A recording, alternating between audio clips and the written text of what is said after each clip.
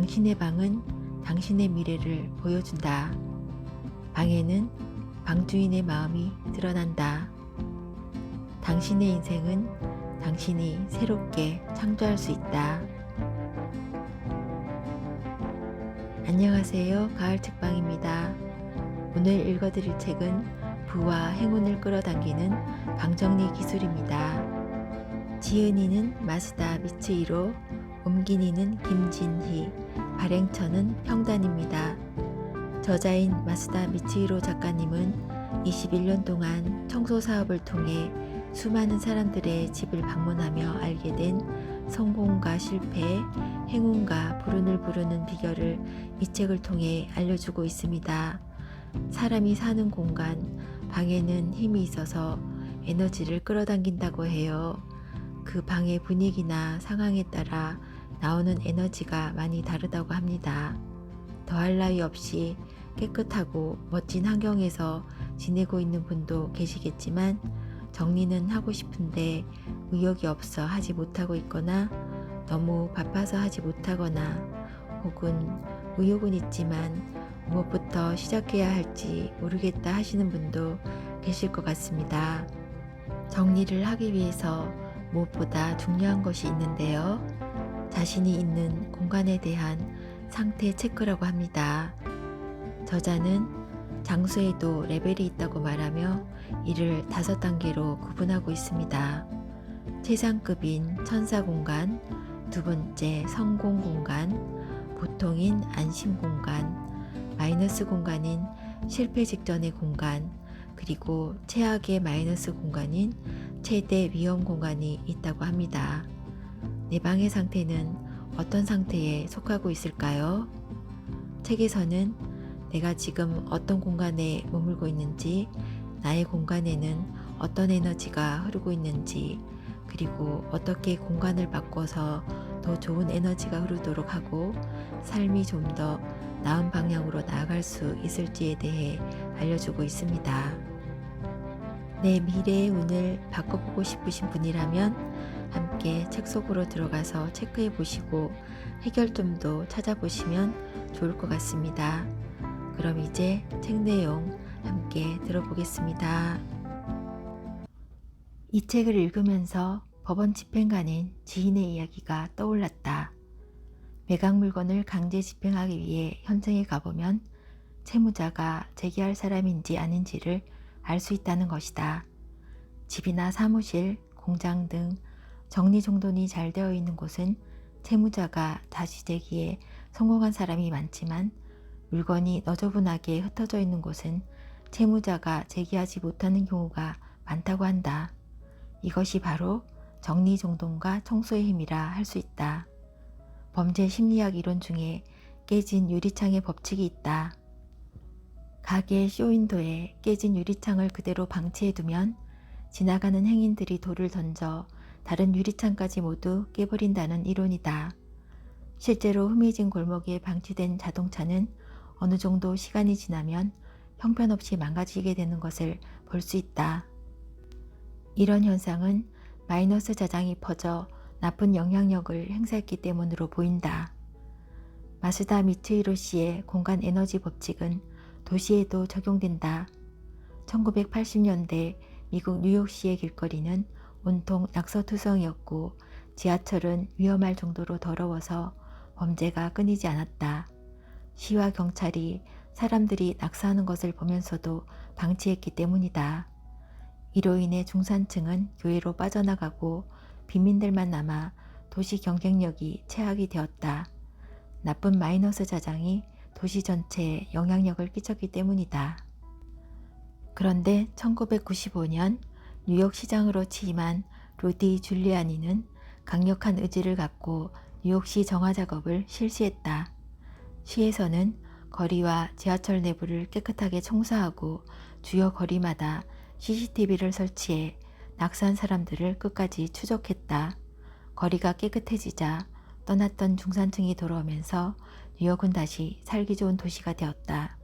이는 플러스 자장이 도시 전체로 퍼져 발전한 사례인 것이다. 이처럼 개인이든 마을이든 도시든 청소를 통해 운을 호전시킬 수 있는 것은 분명하다. 저자는 청소에도 레벨이 있다고 말하며 이를 5가지로 구분했다. 성공을 부르는 방 정리의 힘을 읽어보면 이 5단계의 공간에 대해 이해할 수 있고 그 공간이 끌어들이는 마이너스와 플러스의 힘이 얼마나 크게 작용하는지를 분명하게 알 수 있을 것이다. 방을 보면 미래가 보인다. 최초로 공개하는 미래 감정법. 나는 앞으로 미래에 무슨 일이 일어날지를 안다. 나의 미래는 물론 타인의 미래도 예측할 수 있다. 또 회사와 학교를 넘어서 시, 군, 구를 비롯한 단체와 조직의 미래도 알 수 있다. 그리고 이 미래 예측 적중률이 90% 이상이어서 많은 사람이 놀라워한다. 그러나 사실 방법만 알면 누구나 쉽게 미래를 알 수 있다. 물론 당신도 그 방법으로 당신의 미래와 타인의 미래를 알 수 있다. 그 방법은 바로 방을 보는 것이다. 방을 보면 그 방에 사는 사람의 미래를 알 수 있다. 단독주택은 외관을 보는 것만으로도 그 집에 어떤 타입의 사람이 살며 그 사람에게 앞으로 어떤 미래가 기다리고 있을지를 알 수 있다. 방까지 체크하면 사업, 금전, 건강, 인간관계, 부부의 미래, 자녀의 진로 등과 관련된 미래까지 분야별로 예측할 수 있다. 얼마 전에 한 여사장으로부터 회사를 더 발전시키고 싶다는 의뢰를 받았다. 회사를 보기 전에 집을 먼저 봐달라고 부탁하여 자택을 방문하였다. 당신의 회사는 가까운 시일 안에 2배에서 10배의 매출을 올리게 될 것입니다. 나는 그렇게 예측하였다. 그 뒤 약 10일 정도 지나서 전화가 걸려왔고 그녀는 매출이 10배 이상 늘었다고 하였다. 자신이 예상하지도 못했던 곳과 큰 거래를 계약하게 되었다는 것이다. 또 지인에게 아는 분의 집에 문제가 있는 것 같은데 좀 봐주지 않을래? 라는 부탁을 받았다. 이대로 가면 최악으로 이혼까지 할 수도 있을 것 같습니다. 그리고 특히 자녀분이 다치거나 아플 수도 있으니 꼭 주의를 기울이셔야 할 것 같네요. 방을 살펴보고 나서 집주인에게 솔직하게 말해주었다. 물론 해결책도 알려주었지만 바로 실행하지 않았는지 나흘 후에 울면서 전화를 걸어왔다. 남편이 폭력 사건을 일으켜서 유치장에 들어갔어요. 이제는 이혼할 수밖에 없겠어요. 이 일로 회사도 다 끝이에요. 이야기를 자세히 들어보니 경상에 그치기는 하였으나 아이도 자동차와 접촉사고가 있었다고 하였다. 한 번은 싱글인 여자분이 애인이 생길지 어떨지를 알고 싶다고 하여 그녀의 방을 본 적이 있다. 안타깝지만 이대로는 힘들 것 같습니다. 라고 말해 주었다. 그녀는 직장에서 하는 일에 성과가 있을 것이고 승진 가능성도 있는 것으로 예측되었다. 결론을 말하면 그녀는 예측대로 일에서는 계속 성공을 거두고 있지만 남자친구는 여전히 없었다. 어떻게 하면 마수다 씨 같은 영능력자가 될 수 있나요? 적중률에 놀란 직원들과 의뢰인들에게 종종 듣는 말이다. 물론 내게는 그 어떤 영능력도 없고 점술 지식도 없다. 그럼 어떻게 미래를 아는 것인가? 바로 내가 제창하고 있는 청소력이 그 열쇠이다. 21년 동안 수많은 방을 보고 알게 된 법칙. 청소력이란 청소 실천에 마음의 법칙을 도입한 운명 호전을 위한 실천적 방법이다. 청소와 마음의 관계는 내가 21년 동안 수많은 방을 살펴본 경험으로 발견한 것이다. 나는 지금까지 여러 가지 일을 했는데 모두 집을 방문하는 일이었다. 학습지 가정교사를 했을 때는 집을 방문하여 학생들을 상담하는 업무를 담당하였다. 어머니들의 반응이 좋다는 이유로 회사에서는 나에게 정기적으로 가정을 순회하게 하였다. 그리고 가장 오래 종사했던 일은 청소력을 고안하는 계기가 되었던 일로 청소 사업이다. 특히 하우스 클리닝을 하며 다양한 방에 들어갈 수 있었다. 많을 때는 하루에 3집을 방문하였다. 노인분이 사는 집, 신혼부부의 집, 학생 기숙사, 사택, 부자의 집, 야반 도주한 사람의 집, 외국인의 집 등 다양한 집과 방에 들어갔다. 또 수많은 회사의 오피스 점포도 보았다. 대기업의 사장실과 신상품 개발실 등 관계자의 출입금지인 방까지도 청소하러 오셨죠? 이쪽으로 오세요 라며 통과시켜 주어 보았다. 이처럼 셀 수 없는 많은 집과 방을 보고 발견한 법칙이 두 가지 있다. 법칙 1. 사람의 마음이 방에 드러난다. 21년 동안 사람들의 방을 보면서 깨달은 점은 똑같은 방은 하나도 없다는 것이다. 사람의 숫자만큼 다양한 방이 있었다. 10인 10색이라는 말처럼 사람의 숫자만큼 방이 있었다. 그리고 잘 관찰해 보니 방과 사람은 똑같았다. 즉 방에는 사는 사람의 특징이 그대로 드러나 있었다. 그래서 발견한 첫 번째 법칙은 바로 사람의 마음이 방에 드러난다는 것이다. 마음의 불평불만, 깊은 의심, 분노, 질투, 빈곤, 억제할 수 없는 욕망과 같은 부정적인 감정이 가득 찬 사람의 방은 물건이 많고 난잡하며 먼지가 쌓여있고 더러웠다. 참고로 청소업에 종사하면 범죄 사건이 일어났던 방을 청소할 일도 있는데 말할 것도 없이 그 방은 지독하게 더럽다. 반대로 마음이 배려, 신뢰, 꿈과 희망, 그리고 겸허와 감사와 같은 긍정적인 감정으로 가득한 사람의 방은 청결하며 물건이 좁고 구석구석까지 정돈이 잘 되어 있었다. 실제로 내가 체험한 이야기를 예로 들어보겠다. 하우스 클리닝은 의뢰받은 집을 정기적으로 청소하는 일이다. 이 청소 서비스는 아무래도 경제적으로 여유가 있는 사람이 많이 신청한다. 좋은 저택에 살고 두세 대의 자동차를 보유하고 있다. 언뜻 보기에도 성공한 것처럼 보이지만 실제로는 꼭 그렇지 않다. 어떻게 하면 이렇게까지 더럽힐 수 있을까 싶을 정도로 너저분하고 더러운 방도 있다.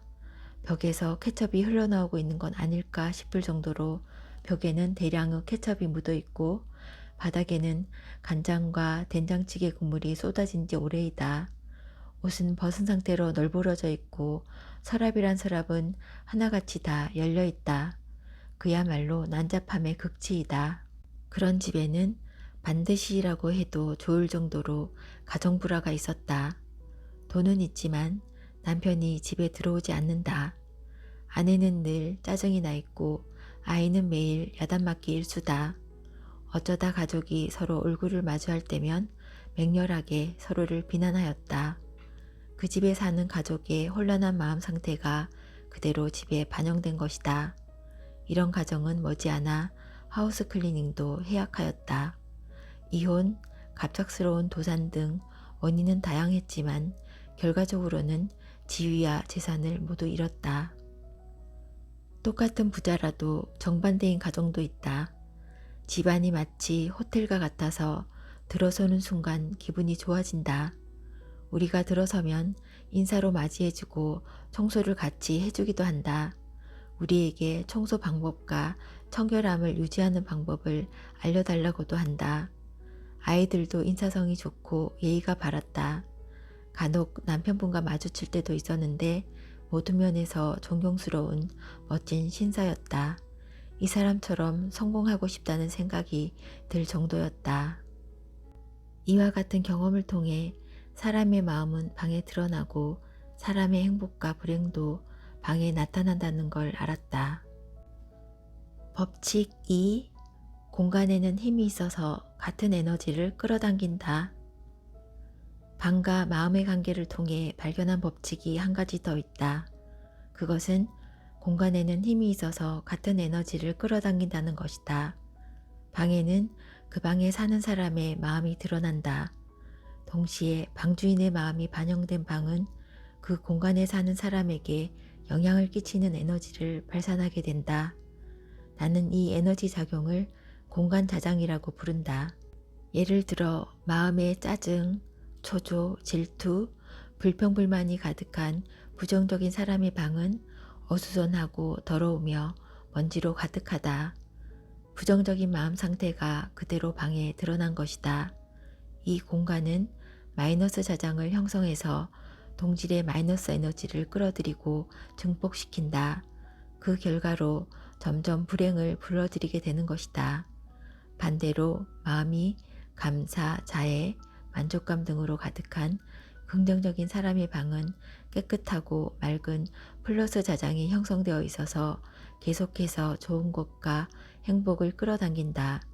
이것을 유유상종의 법칙 혹은 끌어당김의 법칙이라고 한다.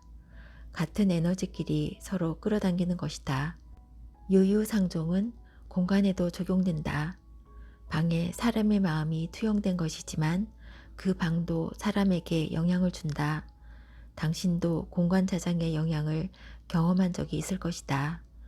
예를 들어보겠다. 회사원 A씨는 매일 짜증이 난다.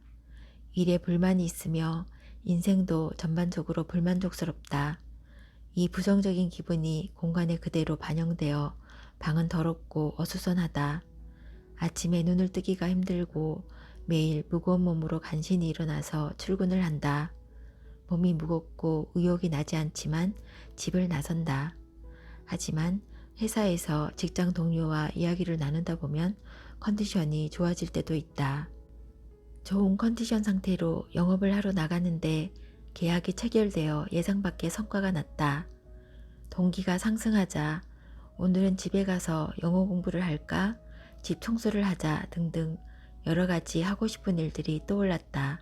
그래, 오늘은 돌아가서 공부하는 거야 라는 생각으로 집에 현관문을 여니 신발은 제멋대로 뒤집혀 있고 내다 버려야겠다고 생각했던 쓰레기는 그대로 방치된 채 쌓여 있다. 현관을 지나면 이번에는 너저분한 방이 기다린다. 발전적인 생각을 했던 것이 거짓말처럼 집에 돌아오자마자 피로가 확 밀려들면서 오늘은 힘들었으니까 내일 하자며 리모컨을 찾는다. 텔레비전을 켜면 그걸로 모든 것은 끝. 또다시 같은 생활 속으로 돌아가 버리게 된다. 당신은 어떠한가? 비슷한 경험이 있지는 않은가? 집에 있을 때에는 부정적인 기분이 들었는데 밖에 나가서 사람을 만나면 긍정적인 기분이 든다. 하지만 모처럼 기분이 좋아져서 집으로 돌아온들 방에 들어서면 바로 긍정적이었던 기분은 온데간데 없이 사라져버린다. 신기한 일이 아닐 수 없다. 이것은 틀림없는 공간 자장 때문이다. 마이너스 자장이 사람에게 영향을 끼쳐서 모처럼 긍정적으로 나아가려던 기분을 소멸시키고 부정적인 기분으로 만든 것이다. 머지않아 마이너스 자장은 불행한 사건도 끌어당길 것이다. 한 독일 심리학자의 연구에 따르면 회사에 책상이 지저분한 사람이 한 명 있는 것만으로도 몇 천만 유로의 손실이 난다고 한다. 지저분한 책상이라는 마이너스 공간 자장이 하나만 있어도 그것이 다른 사원에게 영향력을 끼쳐서 회사의 매출에까지 영향을 준다는 것이다. 물론 그 반대도 성립된다. 사람을 행복하게 만들어주고 싶다. 가족을 행복하게 해주고 싶다. 고객을 풍요롭게 해주고 싶다는 적극적인 마음을 가진 사람이 사용하는 공간은 플러스 자장을 띤 플러스 공간이 되어 사람들에게 긍정적인 마음을 갖게 하고 좋은 일을 끌어당긴다. 방의 레벨을 알기 위한 5가지 시점. 당신의 방이 어느 레벨인지를 판단하고 미래를 예측하게 해주는 5가지 시점이 있다. 5가지 시점으로 방을 살펴봄으로써 정확하게 레벨을 판단할 수 있다. 5가지 시점은 아래와 같다. 1. 분위기 2. 청결도 3. 방치도 4. 통일성 5. 물건의 양과 수납 정도. 이 5가지 시점을 매우 좋다, 좋다, 보통이다, 나쁘다, 매우 나쁘다의 A부터 E까지의 5단계로 분류한다. 이 5가지 시점으로 방을 점검한 뒤 평균을 내면 당신 방의 레벨이 5단계 가운데 어느 레벨인지를 바로 알 수 있다. 체크 포인트 1. 분위기. 제일 먼저 체크할 포인트는 당신 방의 분위기이다. 내가 방을 볼 때 가장 중요하게 생각하는 항목이다. 직감이 중요하다. 예를 들어 감정할 사람의 집이 보이면 제일 먼저 집이 자아내고 있는 분위기를 체크한다. 분위기가 좋다, 그저 그렇다, 좋지 않다는 판단부터 시작한다. 좋지도 않고 나쁘지도 않은 애매한 상태는 보통 레벨인 C이다. 이 레벨은 고향집에 온 듯한 안심감을 주기도 한다. 또 들어서자마자 의욕이 떨어진다. 왠지 피곤하다는 느낌이 드는 공간이 있다. 이건 D의 에너지이다. 피로해지는 수준을 넘어서 머리가 아프다, 현기증이 난다, 토할 것 같다 등등 몸의 상태가 나빠지는 공간은 E이다. 반대로 방에 들어서는 순간 몸이 편안하다, 기분이 좋다, 의욕이 솟는다, 산뜻하고 시원하다는 느낌이 들면 B이다. 더 나아가 들어선 순간 감동했다, 이 공간에 있으면 풍요로운 기분이 든다, 아이디어가 끊임없이 샘솟는다, 감사하는 마음이 넘친다에 해당하면 A이다. 처음에는 판단이 어려울 수도 있다. 평소에 장시간 지내는 장소일수록 감각이 마비되기 때문이다. 거리의 점포, 호텔, 회사 등으로 연습해보자. 처음 본 순간, 들어선 순간에 어떤 분위기가 느껴지는지를 연습하면 직감력이 점점 높아질 것이다. 당신의 방은 어느 레벨에 속하는가? 방에는 레벨이 있다. 현재의 방 레벨에 따라서 당신의 미래가 달라진다. 플러스 공간이 2개, 마이너스 공간이 2개, 그리고 중간에 해당하는 공간이 1개로 방의 레벨은 총 5단계로 구분된다. 플러스 공간 중에서도 최상급인 공간을 천사 공간, 두 번째를 성공 공간, 가운데를 안심 공간, 그 아래에 위치한 마이너스 공간을 실패 직전의 공간, 제일 아래에 있는 최악의 공간을 최대 위험 공간이라고 이름 붙였다. 안심 공간, 재생과 조화를 가져오는 고향집과 같은 방, 플러스와 마이너스가 제로에 있는 공간이다. 비교적 많은 사람의 방이 이 레벨에 해당할 것이다. 이 공간은 바로 안심 공간이다. 이 공간을 지배하는 에너지는 조화이다. 내가 이미지하는 대표적인 안심 공간은 부모님 댁이다. 즉, 고향집 같은 공간이라고 하겠다. 그럼 구체적인 특징을 들어보겠다. 좋은 의미에서든 나쁜 의미에서든 편안한 분위기다. 어지럽혀도 괜찮다는 생각이 드는 마음 편한 분위기다. 청소는 정기적으로 이뤄지지만 잘 보면 틈바구니에 먼지가 쌓여 있다. 버리거나 수리해야겠다고 생각한 지 1년이 지난 물건이 3개 이상 있다. 가구와 패브릭의 콘셉트 및 컬러에 특별한 통일감은 없지만 전체적으로 방과 조화를 이룬다. 식기선반, 책장, 옷장 등 수납 공간에 수납이 다 되지 않아서 다른 곳에도 물건이 쌓여 있다. 이 공간은 부지런하게 청소를 하고 있긴 하지만 물건이 많고 전체적으로 어수선하므로 산뜻하다고는 말하기 어려운 공간이다. 그리고 몇 년 이상 가구 배치를 바꾼 적이 없고 다른 물건들도 같은 위치에 놓여 있으며 기둥에는 어린 시절에 냈던 상처 자국이 그대로 남아있다. 이러한 무변화가 안심 공간을 지탱한다. 고향집에 갔을 때 안심감을 느낄 수 있는 이유 중에 하나이기도 하다. 그런데 최근에 고향집에 갔을 때 46인치 텔레비전이 거실 중앙에 놓여 있는 것을 보고 위화감을 느꼈다. 어느 것 하나만 진화된 것이 놓여 있었기 때문이다. 그래도 이런 공간에는 공간 자장이 조화 에너지로 가득하다. 그래서 이 공간으로 돌아가면 안심감이 느껴지는 것이다. 흔히 고향집에 가면 마음 놓고 푹 쉬게 된다고 하는 것처럼 조화 에너지는 치유 에너지이기도 해서 재생의 힘을 가진다. 지친 마음과 상처받은 정신을 재생시켜주는 힘이 있다. 이 공간에 사는 사람은 기본적으로 선량하며 다정하고 배려심이 있다. 그래서 마이너스 레벨로 떨어진 사람이 계속 이 안심 공간에서 살게 되면 황폐해졌던 마음이 조화를 이루면서 치유되고 어느 사이인가 따뜻한 사람으로 바뀌고 인생을 개선하고자 하는 의지도 갖게 된다. 나도 20대 후반에 크게 실패를 하고 망연자실했던 때가 있었다. 그때 부모님께서는 나에게 집으로 돌아오라고 말씀해 주셨다. 2개월 정도 고향집에서 지내는 동안 마음의 상처는 치유됐고 다시 한번 힘을 내어 도전해야겠다는 재생의 힘을 얻을 수 있었다. 조금씩 좋은 일을 끌어당기기 위한 어드바이스. 안심 공간에 있는 당신을 위한 어드바이스다. 경기 및 주변 상황에 좌우되지 않을 힘을 기르고자 할 때, 또 현 상황이 만족스럽지 않아서 다음 단계인 성공 공간으로 이동하고자 할 때는 5장에서 소개할 버리기와 닫기 청소력을 시행해야 한다. 필요한 물건과 필요한 양을 명확히 하고 그 외의 것은 버려야 한다. 그리고 집안에 있는 물건을 빛이 나도록 닦아야 한다. 이렇게 하는 것만으로도 조금씩 운이 좋아질 것이다.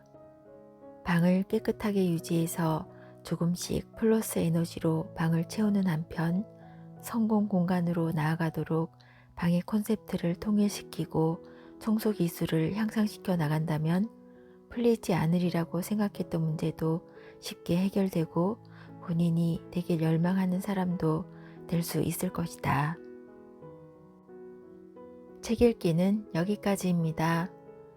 방에는 레벨이 있고 그 방의 레벨에 따라서 각자의 미래가 달라진다고 하죠. 여러분은 플러스 공간과 마이너스 공간 중 어느 레벨에 속하고 계시나요? 아니면 중간 단계인 안심 공간에 머물고 계신가요? 책에는 여러 가지 예시를 통해 나의 현재 상태를 하나하나 체크해서 방의 상태가 어떤지 파악하고 어느 단계에 속하고 있는지를 알려주고 있습니다. 그리고 각 단계별로 해결법까지 어드바이스 해주고 있는데요. 실패 직전의 공간에서 버리기와 닫기를 했을 때 어떤 일이 일어나는지와 같은 예시도 들어주고 있습니다. 저는 시간상 일부만 읽어드렸는데요. 더 궁금하신 분들은 책을 통해 도움 받으시면 좋을 것 같습니다. 아직은 찬바람이 왔다 갔다 하는 꽃샘추위가 있지만 가슴 한쪽에서는 노란색 꽃잎이 팔랑거리며 금방 찾아올 것만 같은 기분이 들 때도 있는 요즘입니다. 저도 여러분도 각자의 방을 잘 정리해서 부와 행운도 함께 끌어당기면서 기분 좋은 봄을 맞이하면 좋겠습니다. 들어주셔서 감사합니다. 평안한 시간 보내세요.